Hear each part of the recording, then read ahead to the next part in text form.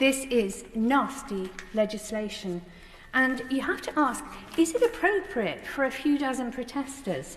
This heavy-handed legislation, is it appropriate for that number of people who do occasionally disrupt our lives? And I would argue it's not, and it's almost as if this legislation is designed instead, perhaps, to prevent millions of people from protesting, because the government knows it has lost the confidence of the public here in Britain.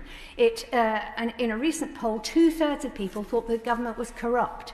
Now that sort of suggests that any legislation this government tries to bring in is possibly not very well designed for the majority of people here in Britain. I'm worried that what you're doing actually is bringing legislation that when there are general strikes and when there are hundreds of thousands of people out on the streets actually protesting about the collapsing and soon-to-be privatised health system, or the fact that everybody's pay is getting squeezed apart from the bankers and the wealthy. That's what I worry about, that you're actually bringing in these laws for far more people than just the protesters. My big concern here in this House is that we have a government that is simply out of control. And they talk about protesters being out of control, but I here think it's the government that's out of control.